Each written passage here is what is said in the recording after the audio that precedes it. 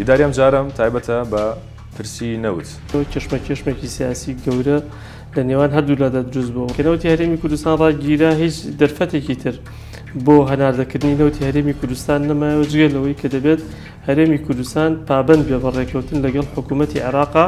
قازانجەکانی لایەنی کوردی چییە لەم ڕێگەوتن؟ حکوومەتی عێراق پێویستە بەشە بودجێ هەرێمی کوردستان بە کاملی بنێرێت. گە نەوتی هەرێمی کوردستان ڕادەستی حکوومەتی عێراق بکرێت ئەو کاتە ئێمە نەک موچە ئەو کاتە بودجێ ئیسیسماریشمان بۆ دێت. کێشەی موچە هەر نامێنێت. ئەم ڕێکەوتنە هەتاوەکو ماوەی 2 مانگە تا ماوەی 2 مانگە تاوەکو ئەو کۆمپانیا ناوبژیوانی کە دروستە بێت لە بینی هەرێمی کوردستان و حکوومەتی اتحادی کە لەسەری ڕێکەون کە تێچووی نرخی نەوتی هەرێمی کوردستان دیاری بکە. ئیجا بە گریمان 2 مانگەش تەواو بوو. بەم ڕێکەوتنێکی ئێستا دەیکا حکوومەتی عێراق 2 ئیستیفادەی زۆر گەورەکات.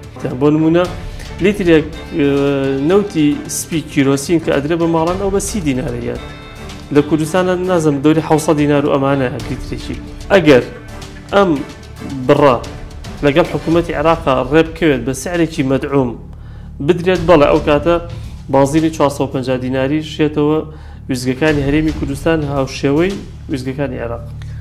لە عێراقا یەدەکی نەوتی عێراق گەیشتۆتە 160 ملیار بەرمیل. کەسێوە کرا کە هەرێمی کوردستان خاوەنی 45 ملیار بەرمیلی یەدەکی نەوتە بەڵام لە دوایە دەرکەوت کە ئەم داتانە ئەسڵ و ئەساسی نیە ئەم داتانە بە هیچ شێوەیەک ڕازنین و زۆر مبالغەی تیاکراوە.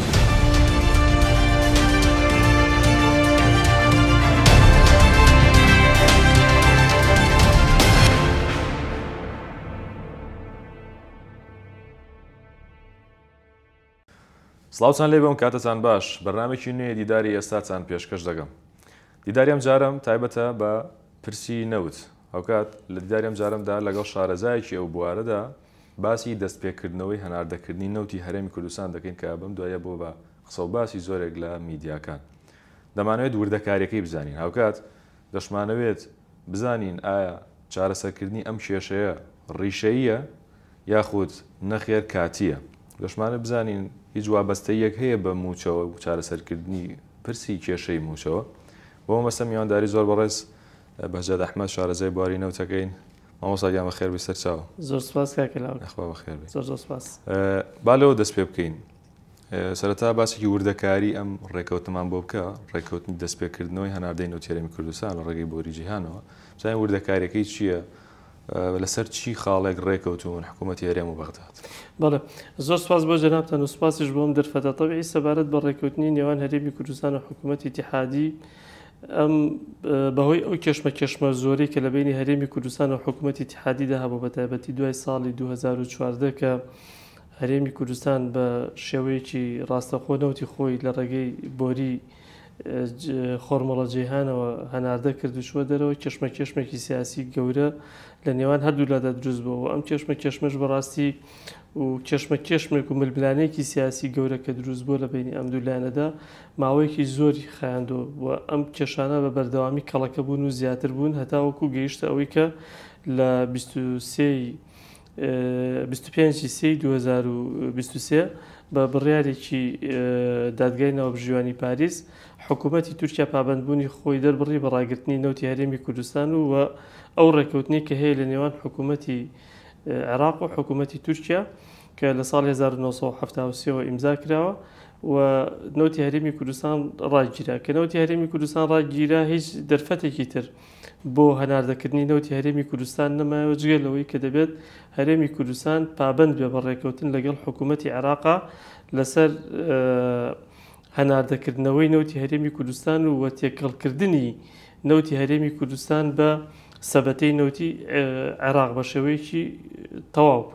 ئەوە بوو چەند ڕێکەوتنێ کرا لە بینی هەرێمی کوردستان و حکوومەتی عێراقدا بەڵام ئەو ڕێکەوتنانە بەڕاستی هیچی نەتیجەیەکی نەدا بەدەستەوەیکی ئەنجامێکی وای نەبوو کە چاوەڕوانەکرا.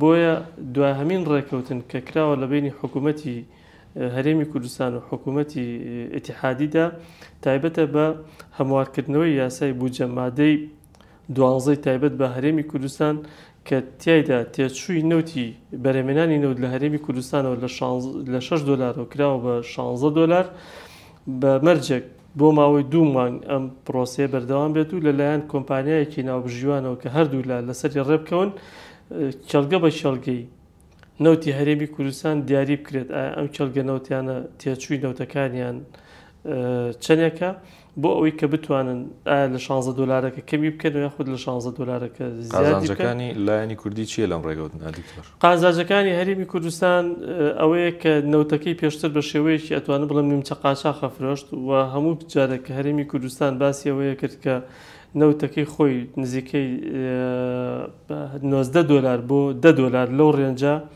کەمتر لە نەوتی عێراق لە بازاڕە جیهانیەکان فرۆشت کە ئەمەش زەرەر و زیانێکی ئابووری زۆر گەوری بە هەرێمی کوردستانەکان ئێستا لەگەڵ عێراقا ئەمە بکات نەوتی خۆی بە سعرێکی باشترە فرۆشێت ئەمە خاڵی یەکەم. خاڵی دووەم پابندبوونێک بۆ حکوومەتی عێراق دروستەکە کە حکوومەتی عێراق پێویستە بەشە بودجێ هەرێمی کوردستان بە کاملی بنێرێت. یعنی ئێستا ئەو ئێمە دەبینین لە بودجێ 3 ساڵەی عێراقیشە هەرێمی کوردستان بە بەردەوامی کێشەی گەورەمان هەبووە لەگەڵ حکوومەتی اتحادیە لەسەر نردنی بەشە بودجێ هەرێمی کوردستان تەنانەت بەشی موچەکەشی لەوانەیە وەکو خۆی نەناردبێ حکوومەتی عێراق ئەمە بەهۆی ئەوەیە کە هەرێمی کوردستان نەوتەکەی ڕادەست نەکردەوە. بەس ئەگەر نەوتی هەرێمی کوردستان ڕادەستی حکوومەتی عێراق بکرێت ئەو کاتە ئێمە نەک موچە ئەو کاتە بودجێ ئیسیسماریشمان بۆ دێت چونکە کێشەی موچە چارەسەر دەبێت. کێشەی موچە هەر نامێنێت ئەمە یەک دووهەم دەستپێکردنەوەی پرۆژەکانی هەرێمی کوردستان چونکە جگەل لە بودجێ تەشغیلی کە موچێش بەشێکە لە بودجێ تەشغیلی کە لە بودجێی گشتی عێراقا دیاری کراوە هەرێمی کوردستان دوو بودجێ تری هەیە بودجێ ئیسیسماری هەیە بودجێی پەرەپێدانی پارێزگاکانی هەیە کە بەم شێوەیە بێت هەرێمی کوردستان ئەم دوو بودجێشی بۆ بێتەوە ئەو کاتە کەرتی تایبەتیش لە هەرێمی کوردستانە دووبارە دەکەوێتەوە کار و ئەتوانێت بە سەرو 200,000 هەلی کار بڕەخسێنێت بۆ خەڵکی کوردستان و بۆ دەروی خەڵکی کوردستانش ئەگەر پێویست ببیێنن لە هەرێمی کوردستانەکە ئەمە ژوا دەکات بوژانەوەیشی گەوری ئابووری لە هەرێمی کوردستانە دروست بکات. هیچ خاڵێک دیاری کراون نقطەیەک بێ بڵێت ئێمە لە ئێستاە دەست پێەکەین تا ئەم نقطەیە ئەمە خاڵی کۆتایی ئەم ڕێکەوتنە یاخود بە کراوەی ماوەتەوە ئەم ڕێکەوتنە ئەم ڕێکەوتنە هەتاوەکو ماوەی 2 مانگە تا ماوەی 2 مانگە تاوەکو ئەو کۆمپانیا ناوبژیوانی کە دروستە بێت لە بینی هەرێمی کوردستان و حکوومەتی اتحادی کە لەسەری ڕێکەون کە تێچووی نرخی نەوتی هەرێمی کوردستان دیاری بکە ئیجا بە 2 مانگەش تەواو بوو 2 مانگەکە تەواو بوو ئەبێ ئەو بە پێی یاسای بودجە یانە بێ یاساکە هەموار بکرێتەوە ماوەیەکی کە ئەو فترێت تەمدید بکرێت یاخود دەبێت لە ماوەی ئەو 2 مانگەدا ئەو پرۆسەیە جێبەجێ بکرێت ئەو کاتە تێچووی نرخی بەرمیلێک نەوت لە هەرێمی کوردستانە بۆ نمونە کێڵگەی فیشخابور 7 دلار بوو کێڵگەی بۆ نمونە سەرسەنگ 8 دلار بوو بەم شێوە تەسبیتەکرێت هەمووی ناکرێت بە 16 دلار ئەم 8 دلاری بۆ دادەنرێت ئەو 7 دلاری بۆ دادەنرێت بەم شێوەیە بەپێی ئەو راپۆرتەی کە کۆمپانیا ناوبژیوانەکەی نێوان هەردوو حکوومەتی هەرێم و ئیتیحادی کە راپۆرتی خۆیە داتەوە بە حکوومەتی ئیتیحادی یاسای بودجێ عێراق لەسەر بەرمەبنای ئەو راپۆرتە هەموارەکرێتەوە.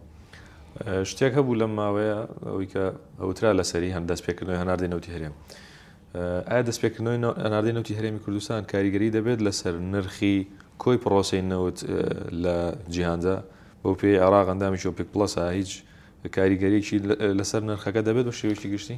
نەخێر بە هیچ شێوە کاریگەری نابێت چونکە حیسەی ئینتاجی نەوتی عێراق لە ئۆپێک پڵەسە دیاری کراوە کە 4 ملیۆن بەرمیلە لە ڕۆژێکە و نەوتی هەرێمی کوردستانیش ئەگەر هەناردە بکرێتەوە لە زمنی ئەو 4 ملیۆنەدایە چونکە عێراق ئەو کاتە دەبێت لە بەشی خۆی بەرهێمێنانی خۆی لە ناوەڕاست و باشووری عێراق ئەم 400 بۆ نمونە 400,000 بەرمیل بێت یان 300,000 بەرمیل بێت دەبێت ئەم کەمیەتە کەم بکاتەوە دایبەزێنێ ئینتاج لێوە کەم بکاتەوە تاوەکو بتوانێت ئەم ئینتاجی هەرێمی کوردستان لە کۆی بەرهێمێنانی خۆی لە سەرئاستی عێراقا جێ بکاتەوە. هەتا هیچ کاریگەریشی لەسەرەوە نابێت؟ هیچ کاریگەریەکی بە هیچ شێوەیەک نابێت.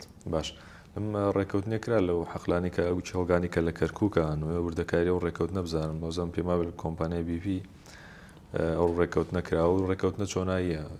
ئەو ڕێکەوتنە تەبیعی بە چەند قۆناغێک تاوەکو ئێستا پێشتر مزەکەرەی تەفاهم لە بینی کۆمپانیای BP و لەگەڵ وەزارەتی نەوتی عێراقا لە بەغدا واژوو کرا و پارساڵیش کە محەممەد شیع سوودانی سەردانی بەریتانیای کرد بە هەمان شێوە لێەوە مزەکەرێکی تەفاهمی تر ئیمزا کرا و ئەوەی کە ئێستا ئەو ڕێکەوتنە هەیە کە ئەوان ڕێکەوتون لەسەر مەرجەکانی گریابەست کە لە داهاتووە ئەکرێت لە نێوان کۆمپانیای BP و لە بینی وەزارەتی نەوتی ئیتیحادیدا بە تەواوەتی ڕێکەوتون و هەروەها ئالیەتی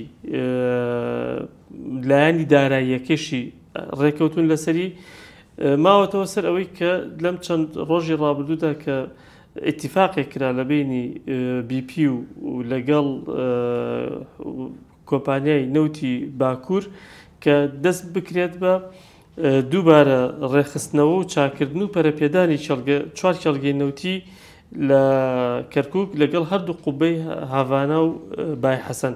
طبعی بیرشمان نەچێت ئەم کێڵگانە کاکە لە زەمەنی ڕژێمی بەعسە کێڵگەکانی سنووری پارێزگای کەرکووک بە شێوەیەکی متەقەسیدی لەلایەن ڕژێمی بەعسەوە تێک درابوون، شێوێنرابوون، عەزیەت درابوون کە ئەمە وای کردووە ئەم کێڵگانە ئێستا ئاستی بەرهەمێنان تیاندا کەمە، یعنی ئاستی بەرهەمێنان لە کێڵگەکانە ئەتوانم بڵێم خوار 300,000 بەرمیلیشە لە کاتێکا کە کێڵگەکانی کەرکووک ئەتوانێت ئینتاجیان زۆر زیاترە.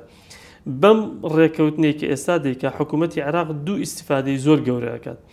یەکەمیان ئەوەیە کە ئەم کێڵگانە جارێکی تر دەبوژێتەوە و حکوومەتی عێراق پێویستی بەوە نییە کە لە ناوچەکانی باشوور و ناوەڕاستی عێراقەوە نەوت بێنێت بۆ پاڵاوگەکانی باکووری عێراق ئەو کۆمەڵە پاڵاوگەی کە هەیەی لە منتیقەی بێجی ڕۆژانە نزیکەی ئێستا تاقەی ئینتاجەکان سەر و 300,000 بەرمیلە نەوتیان بۆ بێنێت تاوەکو لێرە بیپاڵەوێت و کولفەیەکی نەقلەکەی زۆری تێچێ بووی لێرە لە کەرکووکەوە ڕاستە خۆی ئانداتێ کە کولفەکەی هیچ نییە.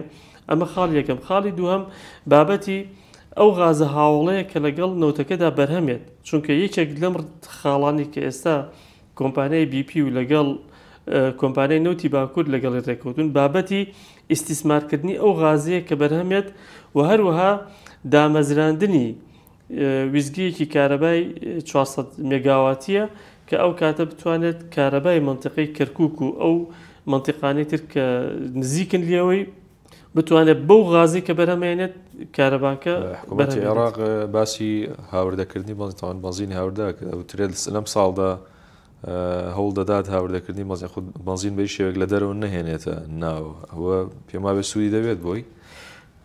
ئەزانی چۆنە حکوومەتی عێراق ئێستا ڕۆژانە جگە لە هەرێمی کوردستان چکە هەرێمی کوردستان ئێستا ڕۆژانە تقریبا نزیکەی 5 بۆ 6 ملیۆن لیتر بەنزینی پێویستە هەموو ڕۆژێک. حکوومەتی عێراق ڕۆژانە 31 تاوەکو 33 ملیۆن لیتر بەنزینی پێویستە کە هەموو ڕۆژێک کە خەڵک هاوڵاتی بچێت بەنزینی خۆی وەربگرێت و لە هێنا چکە ئەوان بە سعری بەدعوم وەری ئەگرن بە 450 دینار بۆی کە قەرەباڵغی دروست نەبێت ڕۆژانە پێویستیان بە 31 بۆ 33 ملیۆن لیتر بەنزینە.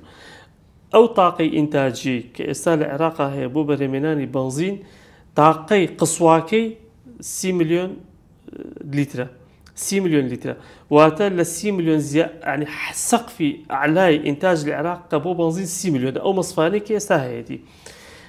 بەڵام تۆ ناتوانانی بە تاقەی 100% بە بەردەوامی ئیش بکەیت. ئێستا عێراق لە حدودی 25 بۆ 26 ملیۆن لیتر بەنزین ڕۆژانە بەرهەمێنێت. پێویستی بە چەندێکێ تقریبا پێویستی بە 7 بۆ 8 ملیۆن لیتر بەنزین هەیە ئێستا عێراق کە ڕۆژانە لە دەرەوەی عێراق هاوردەیەکات. ئەم ڕێکەوتنە سوودی بۆ هەرێمی کوردستان نابێت لە بابەتی بەنزینە بە تایبەت بەتەکید سوودی دەبێت بەس دەبێت هەرێمی کوردستان حکوومەتی هەرێمی کوردستان بە ئالێتێک لەگەڵ وەزارەتی نەوتی ئیتیحادیە بگاتە ڕێکەوتنێک بۆ ئەم بابەتە چونکە ئەو بەنزینەی یاخود ئەو گازوایڵە یاخود ئەو نەوتە کیرۆسینەی کە تەوزیعکرێ بەسەر ماڵانە بە سعری مەدعومە حکوومەتی عێراق ئەیدا بە هاوڵاتیان. بۆ نمونە لیترێک نەوتی سپی کیرۆسین کە ئەدرێ بە ماڵان ئەو بە 30 دینارەیەت لە کوردستانە نازم دەوری 700 دینار و ئەمانە لیترێکی. یعنی ئەم سعرە چێ تەحمولیەکات ئەبێ وەزارەتی نەوتی ئیتیحادی لەسەر بودجێ حاکیمە تەحمولی بکات. یعنی هەرێمی کوردستان دەبێت ئەم ڕێکەوتنە ئەم بابەتە بخاتە چوارچێوەی ئەو ڕێکەوتنی کە ئەیکات لەگەڵ حکوومەتی عێراقا بۆ دووبارە ڕێخستنەوەی سێکتەری نەوت لە عێراقا. نەوتی سپیچی کاکتۆر بە هەمان شێوە نەوتی سپیش ئەگرێتەوە. بەڵە باسم کرد ئەین کیرۆسی ئەمەی نەوتی سپیکە هەیە ئەمەی ماڵانەوە. پێشبینیەکەیت نرخەکانیان دابەزێ و پێشبینی خۆت بە دڵنیایی دابەزێت بە دڵنیایی دابەزێت ئەگەر بێت و حکوومەتی هەرێمی کوردستان ئەمە هەنگاوە بنێ بەر و ڕێکەوتن لەگەڵ حکوومەتی عێراقدا و بتوانێت بەشە سوتەمەنی بەرهەمە نەوتیەکانی خۆی لە حکوومەتی عێراقەوە وەربگرێتەوە. جا بە شێوەی ئەوە بێ بۆ نمونە لەم مەسفایانەی کە ئێستا لە هەرێمی کوردستان چونکە ئێستا ئەمە بیرمان نەچێ بەیاننامەیەکی حکوومەتی هەرێمیش بڵاو کرایەوە کە باسی ئەوە کات کە بەشی ناوخۆی هەرێمی کوردستان لەو نەوتەی کە مەطلوبە لە هەرێمی کوردستان ڕۆژانە کە 300,000 بەرمیل لە ڕادستی حکوومەتی عێراقی بکات لەوە جا بکرێتەوە. ئەگەر ئەم بڕە لەگەڵ حکوومەتی عێراقا ڕێبکەوێت بە سعرێکی مەدعوم بدرێت بەڵێ ئەو کاتە بازینی 450 دیناری شێتەوە ویزگەکانی هەرێمی کوردستان هاوشێوەی ویزگەکانی عێراق. زۆر باشە. ئەمانەکەمە پرسیاری کۆتای مەڵبەت پێشبینیەکەن بە شێوەیەکی گشتی هەڵبەت پێم وابێت زانیاریتان هەشە لەو بارەوە بابەتی یەدەگی نەوت لە هەرێمی کوردستان و عێراقیش با بڵێن قسەیەکی زۆری لەسەرە. ئاستی یەدەگی نەوتی هەرێمی کوردستان و عێراق لە چه ئاستێکدا خود بارودۆخیان لە چه ئاستێکدایە پێشبینیەوە دەکرێت کە بۆ نمونە بگەین بە خاڵێک بڵێن کە ئیتر نەوت تاو سقۆتی کردووە و ئیش بە نەوت ناکرێت. بەتاکید نەوت کاتێکە بێت کە نەمێنێت ینی نەکرد لە کوردستان و لە عێراق لەسەر ئاسی جیهانە ینی نەوت ئێستا ئەوەی کە هەیە لەسەر ئاسی جیهانە تقریبا نزیکەی تریلیۆنێک بەرمیل بەپی ئەو داتایانەی کە هەیە ماوە لەسەر ئاسی جیهانە. بەڵام ئەمەی پرسیارەکەی جەنابەت دوو بەشە بەشیشان کە تایبەتە بە هەرێمی کوردستان بەشیشان تایبەتە بە عێراق. ئەوەی سەر ئاستی عێراق بن باسکەم یەدەگی نەوتی سەلمێنراوی عێراق زۆر زۆر زۆر زۆر باشە قیاسەن بە وڵاتانی دراوسێ قیاسەن ئەتوانم بڵێم بەسەر ئاسی جیهانی ژانی لە عێراقا کە هێشتا تقریبا سەر و 300-400 ڕقعی نەوتی لە عێراقا ماوە کە تاوەکو ئیستیکشافی تیانەکراوە ئەوەی کە ئیستیکشاف کراوە و سەلمێنراوە لە عێراقا یەدەکی نەوتی عێراق گەیشتۆتە 160 ملیار بەرمیل هەتا زاڵەوە سەر ئاڵنگارەکانی بەڵێ 160 ملیار بەرمیل یەدەگی سەلمێنراوی نەوتی عێراقا. بەڵام سەبارەت بە هەرێمی کوردستان هەرێمی کوردستان پێشتر کۆمەڵێ داتای زۆر قەبە و گەورە وترا لە سەرەتای دەستپێکردن بە پرۆسە نەوتیەکانی عێراقا باسی هەرێمی کوردستانە باسی ئەوە کرا کە هەرێمی کوردستان خاوەنی 45 ملیار بەرمیلی یەدەکی نەوتە بەڵام لە دوایە دەرکەوت کە ئەم داتانە ئەسڵ و ئەساسی نیە ئەم داتانە بە هیچ شێوەیەک ڕاست نین و زۆر زۆر زۆر زۆر مبالغەی تیاکراوە زۆر دوورە لە ڕاستیەوە. یعنی بە پێی دوایین داتای ئیدارەی معلوماتی تاقەی ئەمریکی باسی ئەوە کات کە لە هەرێمی کوردستانە لە نێوان 3 ملیار و نیو بۆ 3 ملیار و 700 ملیۆن بەرمیل نەوت یەدەگ لە هەرێمی کوردستانە هەیە و لەم ئەحتیاطێژ لە ساڵی 2014ەوە هەتاوەکو ڕاوەستانی نەوتی هەرێمی کوردستان کە بە بۆری هەنار دەکراوە ملیارێک و تقریبا 500 ملیۆن بەرمیل لێی هەناردەکراوە بەرەم هاتووە ڕۆشتووە. یعنی ئێستا ئەتوانم بڵێم بەپێی ئەو داتایی کە ئیدارەی تاقەی معلوماتی ئەمریکی بڵاوی کردوێتەوە یەدەگی نەوتی هەرێمی کوردستان تقریبا گەیشتۆ بە نیوە و شتێکم تریش. زۆر بەڕێز دکتۆر باجا ئەحمەد شارەزای وارینەوەت زۆر زۆر سپاس دکتۆرجە. زۆر سپاس بۆ جنابیشتن. بینانی ڕێز دیداری ئێستان پێشکەشکردن ئاسوودە.